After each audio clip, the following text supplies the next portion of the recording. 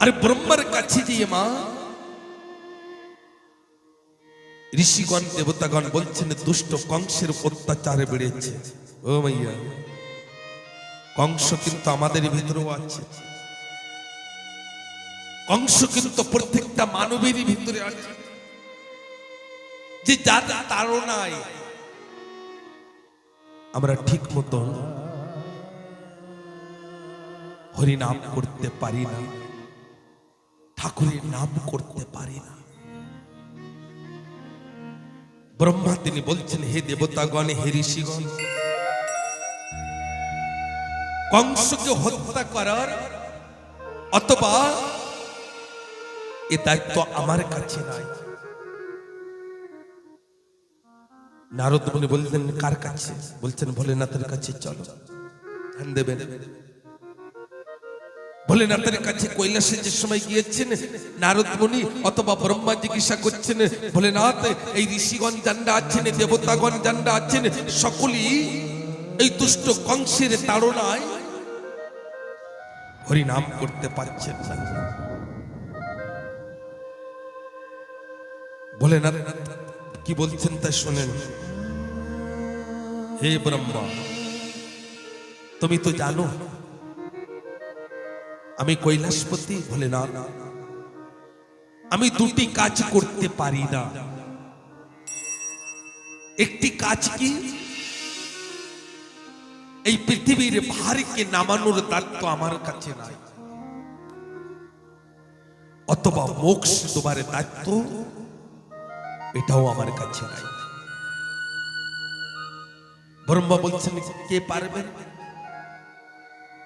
ভোলেনাথ বলছে না, আমি জানাকে প্রণাম করি, জানার কথা চিন্তন করি, সকল সময় ধ্যানে সাক্ষাৎ ক্ষীর সাগরে বিরাজমান আছেন শ্রী হরি, তানারই হাতে সব কিছু।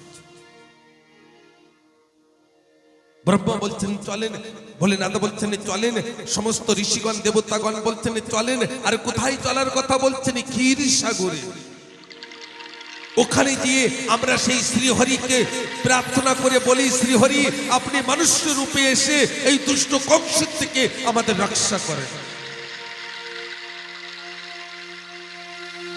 শ্রীমন্নারায়ণ নারায়ণ হরি হরি। চলেন আমরা সকলে যাই ক্ষীর সাগরে, ঠাকুরের কাছে কামনা করি, ঠাকুর স্বামী নারায়ণ নারায়ণ হরি।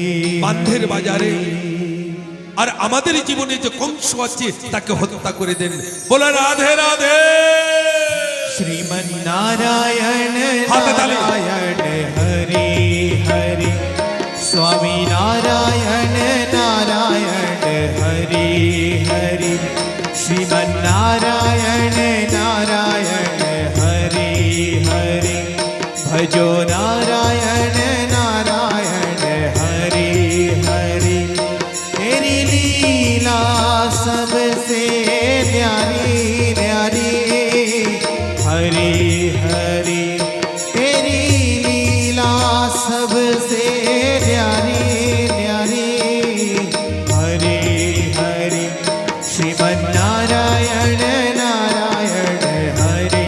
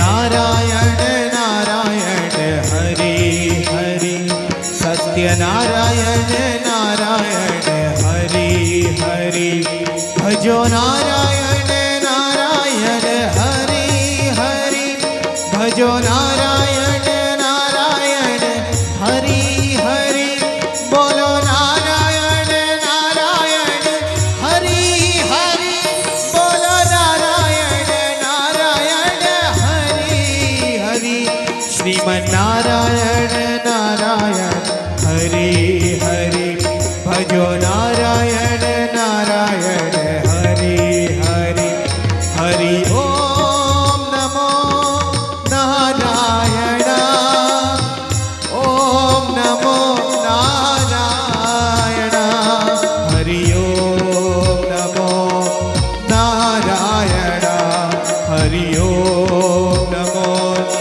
नारायण श्रीमन्नारायण नारायण हरि हरि भजो नारायण नारायण हरि हरि नारायण नारायण नारायण नारायण नारायण नारायण नारायण नारायण बोलो नारायण नारायण हरि हरि स्वामी नारायण नारायण हरि हरि भजो नारायण नारायण हरि हरि बोलो नारायण नारायण हरि हरि भजो नारायण नारायण हरि हरि भजो नारायण नारायण हरि हरि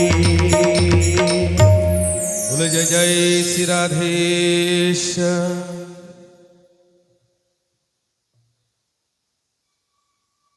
এমন সময় বাবা ধ্যান দেবেন, আকাশবাণী করছেন বাবা, হে ব্রহ্মা,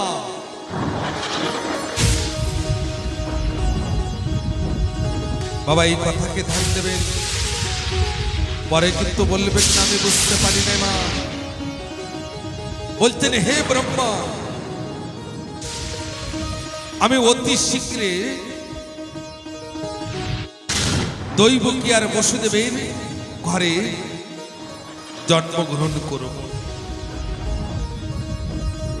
কিন্তু আমার আগে 6 মাস আগে প্রেমময়ী রাধারানী জন্মগ্রহণ করবেন।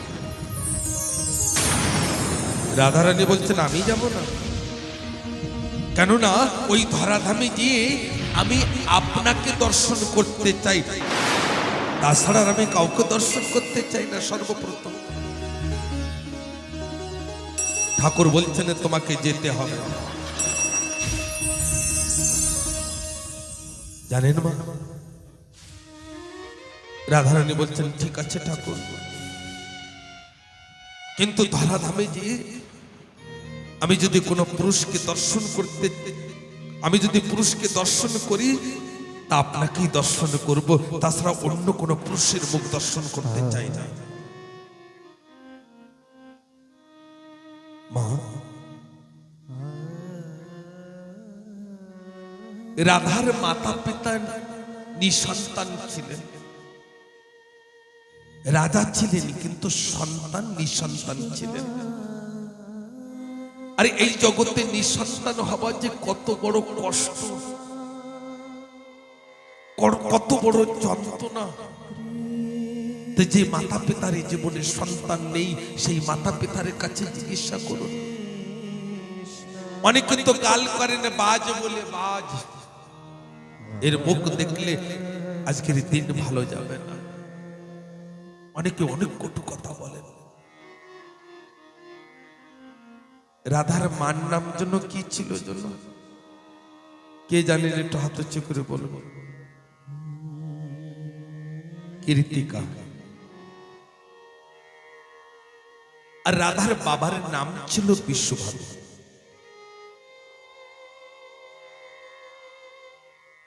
তো যে সময় মাতা কীর্তিকা আর বিশ্বভানু সকালে বেলায় ওই সরোবরের দিকে গিয়েছে ঘুরতে, আর দেখেন কমল ফুলের পরে প্রেমময়ী রাধারানী। সন্তানকে নিজের বক্ষে জড়িয়ে ধরেছেন মা কীর্তিকা। এদিক ওদিকে তাকিয়ে দেখছেন কেউ নাই,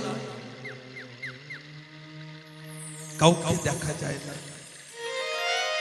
বিশ্বভানু বললেন, হয়তো আমাদের ঠাকুর তিনি আমাদের পরে কৃপা করেছেন, আমরা নিঃসন্তান তো, তাই থেকে এই কন্যা সন্তানকে আমরা লালন পালন করব।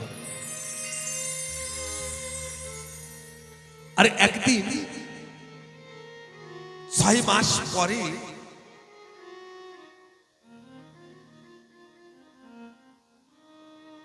ওই রাধারানীর বাড়িতে, বিশ্বভানুর বাড়িতে নাকি একটি উৎসব হয়েছিল। আর উৎসব হবার পরে সমস্ত ছোট ছোট রাজা ছিলেন, সকলকে ইনভাইট ছিল, নেমন্তন্ন ছিল। তাই কৃষ্ণ নাকি যশোদার কোলে করে নিয়ে গিয়েছিলেন বিশ্বভানুর বাড়িতে। তা সকলে বলছেন বিশ্বভানুর জীবনে একটি মেয়ে এসেছে, কিন্তু মেয়ে অন্ধ, দেখতেই পায় না। তার ওই মা যশোদা চিন্তন করলেন, আমি একটু দেখিয়ে আসি যে কেমন অন্ধ। আর কৃষ্ণকে কোলে করে নিয়ে যে সময় ওই ঝুল্লায় উকি দিয়ে দেখতে গিয়েছেন না, সেই সময় প্রেমময়ী রাধারানী 2 নয়নে মিলিয়ে ওই কৃষ্ণের দিকে তাকিয়েছেন। আর কৃষ্ণ রাধারানীর দিকে তাকিয়েছিলেন।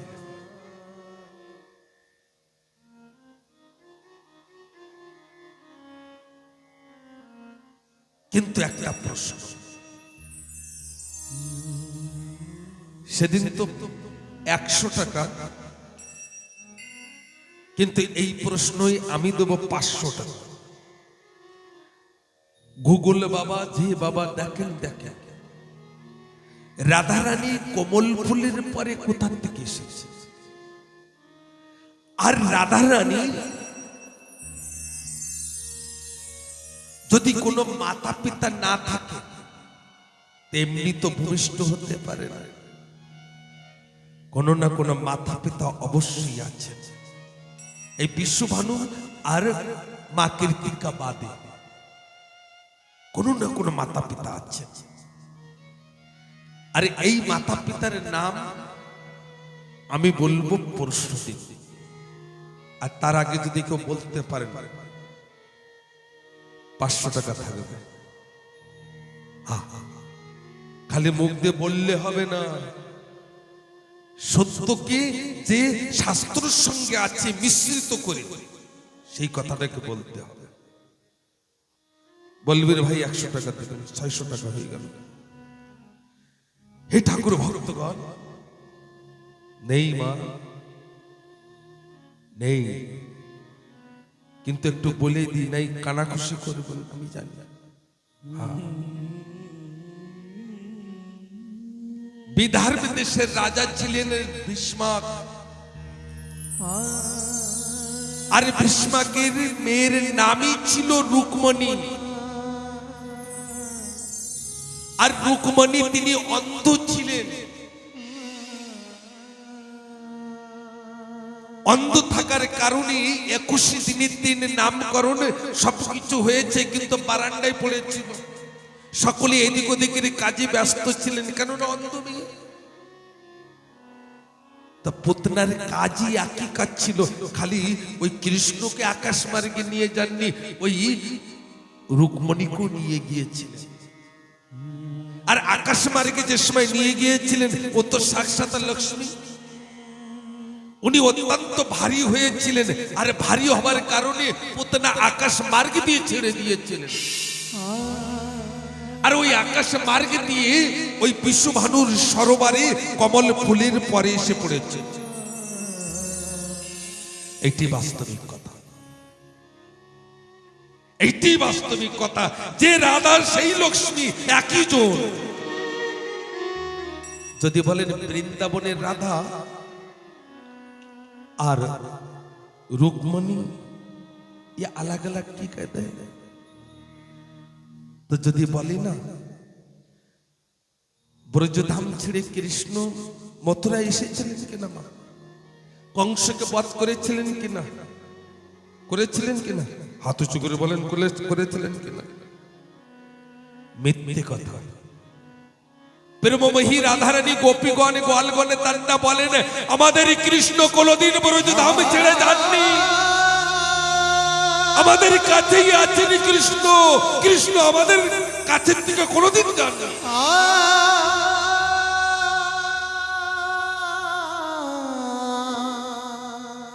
তাই যদি সত্য হয় তাহলে এ কোন কৃষ্ণ আর ও কোন কৃষ্ণ?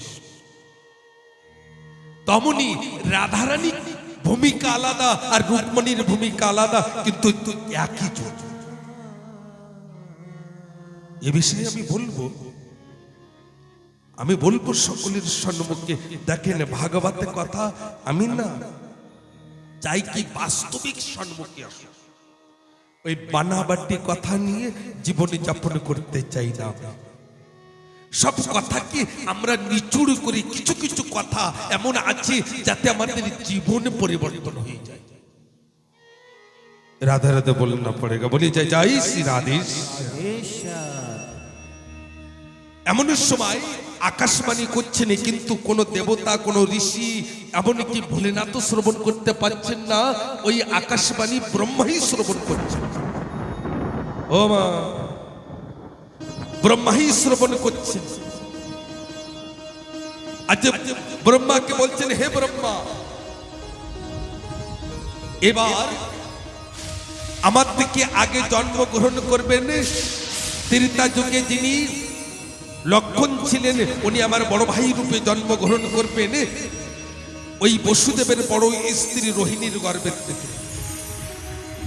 শোনেন মা, আরে এ বলছেন হে ব্রহ্মা, আমি জন্মগ্রহণ করব যদুবংশে।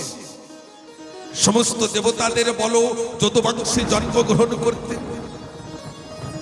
আর এই যে লাখ লাখ বছর ধরে জান্নাত যেসব ঋষি তপ করছেন না, তপ করেছেন, এইসব ঋষিদের বলো গোপী বেশ ধারণ করতে, গোয়াল বেশ ধারণ করতে, পশু রূপ ধারণ করতে, পাখি রূপ ধারণ করতে, গাছপালা তরু রূপ ধারণ করতে, এদের বলো। ধন্য হতো ওই সময় আমার এই জীবন যদি ওই সময় একটি কোন একটি গাছ তৈরি করে দিতেন, একবার তো দর্শন তো করতাম। তা গাছ আবারও সৌভাগ্য তো মনে হয় আমার নাই। আমি অতি শীঘ্রই আসবো, আর আমার সন্তান রূপে আসবে না আমার ছোট ভাই ভরত। এবার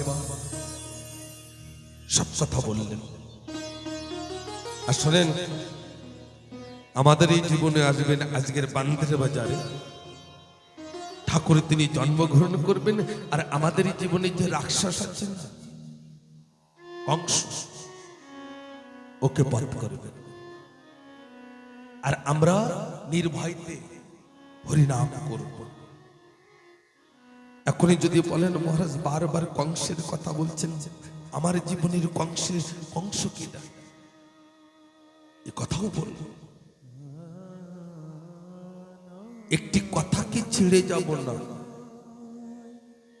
আর আজকের সময় একটু বেশি দেবে। আর আমি জানি আজকের এখানে জানটা আসছেন না, সব থেকে ভালো কি হয়েছে জানেন, একটু ঠান্ডা পড়েছে। আর যদি ঠান্ডা না পড়তো না, তো দূর দূর থেকে ঠাকুর ভক্ত আসতেন, আর শান্তি ভাবে কথা মনে হয় শ্রবণ করতে কষ্ট হতো।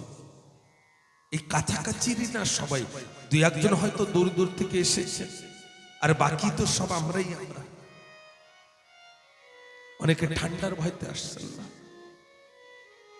মা জানেন কি হয়েছে?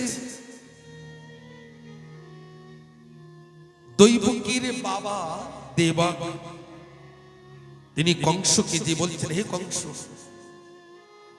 তোর বোন দৈবকী বিবাহের যোগ্য হয়েছে, কোন একটি ভালো পাত্র দেখে তোর বোনকে বিবাহ করিয়ে দে। কোন কোন সময় না দুষ্ট কিন্তু ভালো কাজ করে, কোন কোন সময় দুষ্ট ভালো কাজ করে।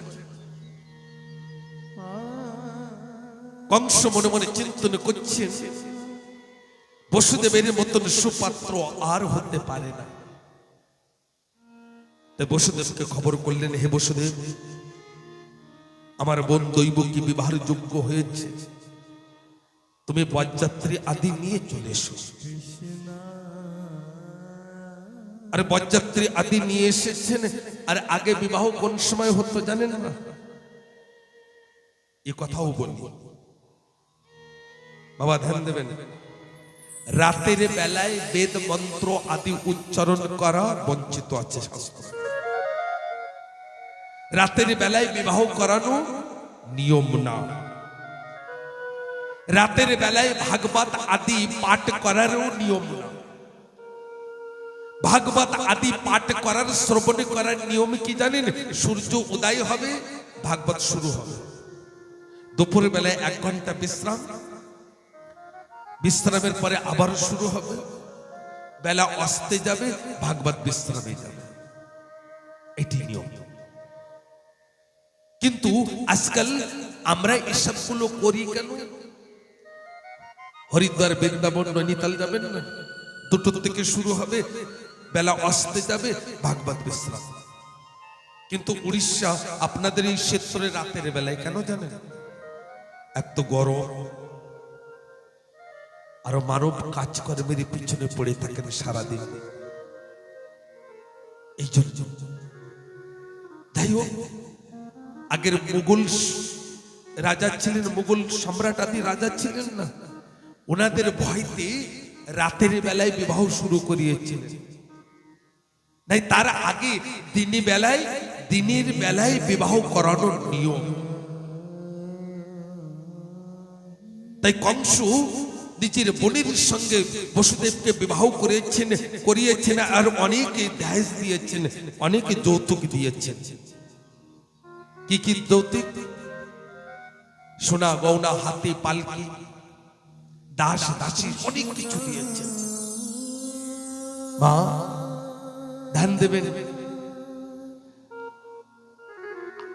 আগে বোনকে যদি বিবাহ দিতেন, তা বোনকে ছাড়তে তার বাপের বাড়িতে, শ্বশুর বাড়িতে ভাই যেতেন, বড় ভাই ছোট ভাই যেতেন। আজকাল তো কোনো দিদিমা, তো বৌদি, জান্না বৃদ্ধ বৌদি, ঠাকুরমা যায় মেয়ের সঙ্গে, কিন্তু আগে ভাই যেতেন। কংস বলছেন, আমি যাব আমার বোনকে তার শ্বশুর বাড়িতে ছাড়তে। আর নিজের বোনকে বসিয়ে, আর বসুদেবকে বসিয়ে রথ চালাচ্ছেন, সৈনিক আদি নিয়ে যাচ্ছেন বোনকে ছাড়তে শ্বশুর বাড়িতে। এমন সময় আকাশবাণী করছেন আর বলছেন, হে কংস, তুই যে বোনকে এত আদর করে, যত্ন করে ওই রথের পরে বসিয়ে তার শ্বশুর বাড়িতে ছাড়তে যাচ্ছিস, ওই গর্ভে 8 মাস গর্ভে যে সন্তান আসবে, সেই সন্তানই তোর মৃত্যুর কারণই হবে। সেই সন্তানই তোর কাল, ওই সন্তানের হাতেই তোর মৃত্যু হবে। রথ থামিয়ে দিয়েছেন। আর কংস মনে মনে চিন্তন করছেন, যদি গাছ না থাকে ফল কোথা থেকে আসবে? আকাশবাণী যে করছে না, আমি মিথ্যা করে দেব। কেননা দৈবকী থাকবে না ধরা দামে, তা ফল কোথা থেকে আসবো? 8 মাস গর্ভ কোথা থেকে আসবে? আর দৈবকীর কেশ ধরে তরোয়ারি দিয়ে হত্যা করতে যাচ্ছেন। এমন সময় ওই বসুদেব তিনি 2 হাতে জোড় করে বলছেন, রাজন, হে কংস, আমার স্বামীতে স্ত্রীকে বাঁচানোর কথা চিন্তন করছে। আর বলছেন, হে কংস, আপনার ভয়তে স্বর্গ মর্ত পাতাল সকলে পালায়ন করেন, আর আপনি নারী হত্যা করবেন। নারী হত্যা মহাপাপ, আপনি মহাপাপে লিপ্ত হবেন। কংস বলছেন, বসুদেব, তুমি আকাশবাণী শ্রবণ করো নাই? আকাশবাণীতে কি বলেছে? এর 8 মাস গর্ভে যে সন্তান আসবে, সেই সন্তানের হাতেই নাকি আমার মৃত্যু। বসুদেব 2 হাতে জোড় করে বলছেন, হে রাজা, হে কংস, আপনার বোন এখনই বিবাহ হয়েছে, এর গায়ের থেকে এখনো হলদির গন্ধ যায় নাই, ছেড়ে দেন না। কিন্তু দুষ্ট কংস এসব কথা কোথায় বুঝবেন? বাবা, দুটো তিনটি কথা বলি, আবার কবে সুযোগ আসবে জানি না। জীবনে কোনোদিন 9টি ব্যক্তির সঙ্গে ঝগড়া করবেন না, 9 জনের সঙ্গে। কয়েকবার বলেছি, এখানে 3-4 বার বলেছি, আজকেও বলছি, 9টি লোকের সঙ্গে কোনোদিন ঝগড়া করবেন না। তা কিন্তু আপনি মাত খেয়ে যাবেন, আপনি হেরে যাবেন। 9টি লোক, ও মা ধ্যান দেন। সর্বপ্রথম অস্ত্রধারী, মানে যদি কেউ দা ধরে রেখেছেন, তরোয়াল ধরে রেখেছেন, বন্দুক ধরে রেখেছেন, ওখান থেকে যেমন করে হোক, হাতে পায়ে ধরে যেমন করে হোক, ওখান থেকে কেটে আসার চেষ্টা করুন। আর যদি বলেন না দে কোপ, কেন কোপ দিয়ে বসে, তাই না? যদি বলেন গুলি চালা, কেন চালিয়ে দেন। হে ঠাকুর ভক্তগণ, আজকের সর্বপ্রথম অস্ত্রধারী। দ্বিতীয় নম্বর, কোনদিন মূর্খর সঙ্গে ঝগড়া করবেন না। মূর্খ কাকে বলে? আপনারা দুইজনে গিয়েছেন, এখনো বড় একটা ট্যাম্পার আসছে। মূর্খ কি বলবেন জানেন? চল ছোট ওই পার লাভ দে। আর কেন না, লাভ দেওয়ার আগে আপনাকে চাপা দিয়ে চলে যান। কিন্তু জ্ঞানী কি বলবেন? আরে যেতে দে, তারপরে যাবো আরামে। মূর্খের সঙ্গে বন্ধুত্ব তো দূরই থাক, দুশ্মনী তো দূরই থাক, বন্ধুত্বও করবেন না। মূর্খতা মূর্খ। দুটো ও ভাইয়া। তৃতীয় নম্বর, কার সঙ্গে ঝগড়া করবেন না? তৃতীয় নম্বরে বেদ জ্ঞাতা, যিনি বেদের বিষয়ে নলেজ রাখেন, ওনার সঙ্গে ঝগড়া করবেন না। কেননা যারা বেদ জ্ঞাতা হয় না, তারা সর্বদিকের দিকে জ্ঞানী থাকে, সর্বদিকের জ্ঞানী। ওনাদের সাথে কখনো জিততে পারবেন না। চতুর্থ নম্বর,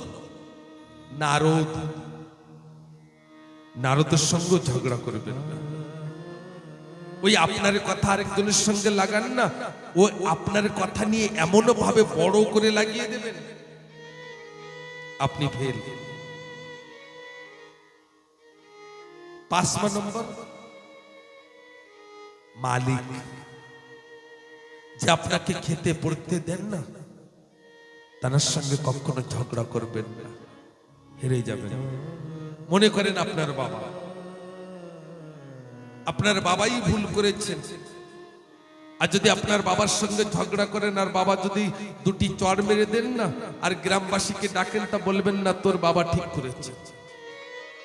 এই জন্য মালিকের সঙ্গে, যিনি খাওয়া পড়ুন আদি সবকিছু দেন, তার সঙ্গে কখনো ঝগড়া করবেন না। 7 নম্বর, ধনী ব্যক্তি, যার কাছে অনেক টাকা পয়সা আছে, ধনী, আপনার থেকে অনেক বড় লোক, তার সঙ্গে ঝগড়া করবেন না। কেন? ওই পুলিশ চৌকিতে না 10 কোটি টাকা দিয়ে আসবেন, আপনি তো 10 টাকা দিতে পারবেন না। ওই জানটা, ওই কি বলেন না, গাবা, ওনাদেরও 5 কোটি টাকা দিয়ে দেবেন, আপনি শেষ। এই জন্য ধনী ব্যক্তির সঙ্গে কখনো ঝগড়া করবেন না, তাই না? 8 নম্বরে কারে জানেন কার সাথে ঝগড়া করবেন না? ডাক্তারের সঙ্গে। কেন জানেন? কোন দিন অসুবিধা হয়ে যাবে আপনার, আপনি ডাক্তারের কাছে যাবেন, এমন সুই লাগিয়ে দেবেন না, আপনি জীবনে আর উঠবেন না। এই জন্য ডাক্তারের সঙ্গে কখনো ঝগড়া করবেন না। আর 9 নম্বর বলবো না, কেন 9 নম্বর যদি বলি না, তো অনেকে কষ্ট পাবে। খানা বানানে বালিশ, কোনদিন ঝগড়া করতে নেই। ও কোন দিন কি দিয়ে দেবে কোনো ঠিক আছে কি? তাই বলে আপনাদের কথা বলছি না, হ্যাঁ অন্য অন্য জায়গায় যান না, হোটেলে খান না, তাদের কথা বলছে। বলে যাই যাই শ্রী রাধেশ্যাম। আজকের বসুদেব চিন্তন করছেন এই যেমনই করে হোক এই দুষ্টুর হাতের থেকে আমার স্ত্রীকে বাঁচিয়ে নিয়ে যেতে হবে। এর সঙ্গে যুদ্ধ করে তো পারবই না, কেন এই রাক্ষস, এর গায়ে তো হেভি বল, শক্তিশালী, তাহলে কাতরে নাকি পাথর কাটে। তাই যেমনই করে হোক এর কাছের থেকে আমার স্ত্রী দৈবকীকে বাঁচিয়ে নিয়ে যেতে হবে। বসুদেব তিনি দুই হাতে জোড় করে বলছেন, হে কংস, তোমার বোনের থেকে তো কোনো ভয় নেই না, ভয় তো এর সন্তানের থেকে না। তা আমি বসুদেব প্রতিজ্ঞা করছি প্রত্যেকের সন্তানকে 8 মাস সন্তান পর্যন্ত আমি নিজে হাতে তোমার হাতে তুলে ধরবো। তুমি যে সন্তানকে কি করবে কিনা সে তুমি জানো, কিন্তু আমার স্ত্রী আমার দৈবকীকে ছেড়ে দে। কংস বলছেন, মনে থাকে যেন, আমি এই জন্য ছাড়ছি বসুদেব, তুমি একজন সত্য মানব, এই জন্য আমি ছেড়ে দিচ্ছি, কিন্তু তুমি থাকবে বন্দির ভিতরে, বন্দির ভিতরে থাকবে যদি চালাকি করো। মা, একটি মা যে সময় গর্ভবতী হয় না, সেই সময় মাতা পিতা বিভিন্ন কল্পনা করতে থাকেন সন্তান নিয়ে। যদি পুত্র সন্তান হয়, অনেক পড়াশোনা করিয়ে ওকে এমবিবিএস ডাক্তার, বৈজ্ঞানিক, সায়েন্টিস্ট, ইঞ্জিনিয়ার, অনেক কিছু কল্পনা করেন। আগের যারা মা ছিলেন না, সে সময় তো কোনো বড় বড় মেডিকেল ছিল না, কাপড়ে ছিল না, তাই পুরনো কাপড় না ছোট ছোট করে কেটে রাখতেন, যে সন্তান আসলে কোনো কষ্ট না পায়।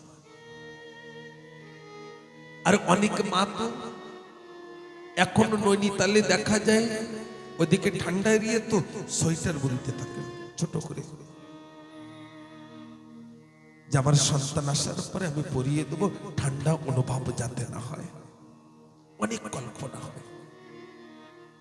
আর যে সময় অনেক এই কথা চিন্তন করছেন, আর মা দৈবকীর এমন ভাবে চিন্তন করতে করতে 1 বছরই কেটে গিয়েছে। আর যে সময় 1 বছরের মাথায় যে ওই দৈবকীর থেকে একটি পুত্র সন্তান ভূমিষ্ঠ হয়েছে। বলে যাই যাই শ্রী রাধেশ্যাম। আজ যে সময় পুত্র সন্তান ভূমিষ্ঠ হয়েছে, এমন সময় এক দাসী ছুটি যে ওই বসুদেবকে বলছেন, হে রাজন, আপনি বাবা হয়েছেন, আপনার জীবনে একটি পুত্র সন্তান এসেছে। আর বসুদেব তিনি 1 পায়ে 2 পায়ে আগে আসছেন, এসে যেখানে দৈবকী আছেন ওখানে এসে চুপ করে মাথা নত করে দাঁড়িয়ে আছে।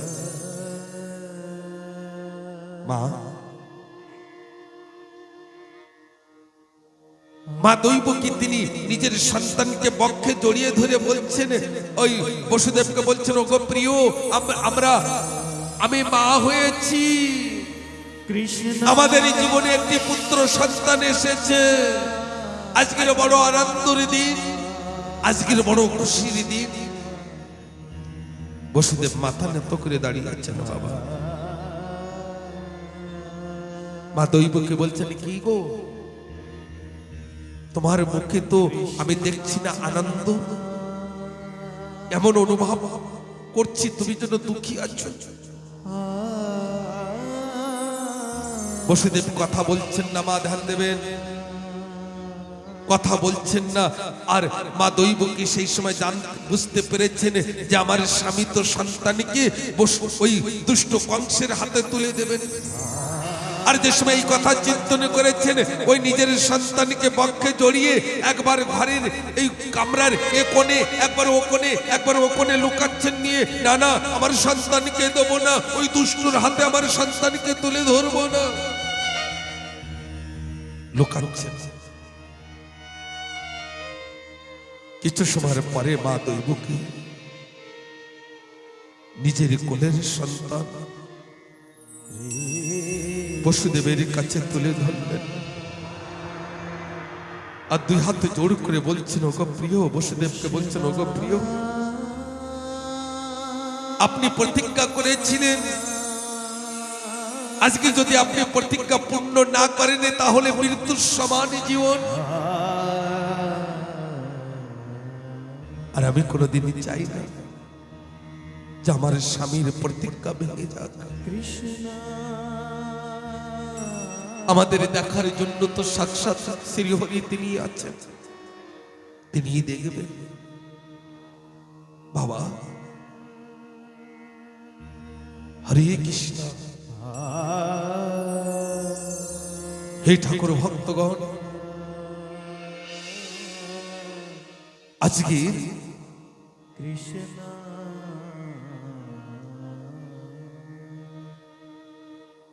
আজকের মা দৈবকী তিনি নিজের সন্তানকে দিয়ে দিয়েছেন বসুদেবের কাছে। আর বসুদেব নিজের সন্তানকে নিয়ে দুষ্ট কংসের সম্মুখে গেলেন। আর কংস তিনি ওই ছোট্ট সন্তানকে, শিশুকে দেখে বলছেন, তোমার বালকের থেকে আমার কোনো ভয় নেই, হে বসুদেব তোমার সন্তানকে নিয়ে যাও, তোমার সন্তানকে নিয়ে যাও। আর এই কথা বলার সঙ্গে সঙ্গে বসুদেব নিজের সন্তানকে ফিরিয়ে আনছেন। আজকের সময় সন্তানকে ফিরিয়ে এনেছেন মা দৈবকী, তিনি নিজের সন্তানকে বক্ষে জড়িয়ে ধরে আজকের সন্তানের নামকরণ করছেন। আর সন্তানের নাম রেখেছেন কি জানেন? কীর্তিমান। নাম রেখেছেন কীর্তিমান। এমন সময় কংসের মন্ত্রী তিনি বলছেন, হে রাজন, আপনি ওই বসুদেবের সন্তানকে কেন ছেড়ে দিয়েছেন? 8টি দাগ দিয়ে অনেকে অনেক ভাবে বর্ণনা করেছেন। কমল ফুল দিয়ে বর্ণনা করেছেন, নারদের কথা বলেছেন, অনেক ভাবে বর্ণনা করেছেন। তা বলছেন যে কোন দাগ প্রথম আর কোন দাগ 8 মা, 8টি পাংখুড়ি, তো কোন পাংখুড়ি প্রথম? এমনও হতে পারে এই যে প্রথম যে সন্তান না, এই সন্তানই 8 মা। দুষ্ট কংস তিনি কি করেছেন, ওই কারাগারের দিকে ছুটে যাচ্ছেন। আর দূর থেকে দৈবকে দেখে বলছেন, দাদা, কংসকে বলছেন, দাদা আমার সন্তানকে ছেড়ে দেন দাদা, এ এখনো পৃথিবীর আলো বাতাসে দেখি না ভাই। কিন্তু দুষ্ট কংস এ কথা কোথায় বুঝবেন? আর ওই দৈবকের কোলের থেকে ওই শিশুকে 2 পাও ধরে কেড়ে নিয়েছে। আর কেড়ে নিয়ে ওই দুষ্ট কংস হেঁটে যাচ্ছেন। আর যেতে যেতে দেখছেন একটি বড় পাথর, আর পাথরের পরে জোর করে আছাড়ে দিয়েছেন দুষ্ট কংস।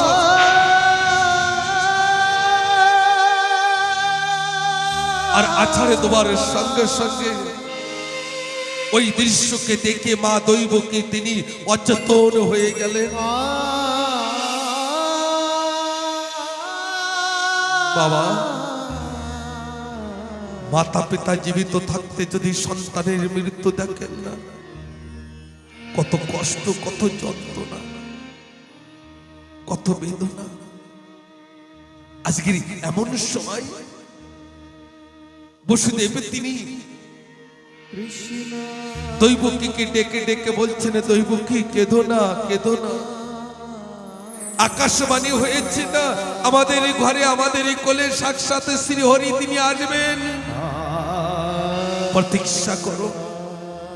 এই পাপ করতে করতে কংসের যে সময় পাপে পরিপূর্ণ হয়ে যাবে, সেদিন শ্রীহরি সেই পাপের হিসাব দিতে হবে। আজকে কীর্তিমানের গৃহে মা দৈবকী আর বসুদেব বসে বসে ওই কারাগারের ভিতরে বিভোর হয়ে কাঁদছেন। বলে জয় জয় শ্রীরাধেশ। মাগো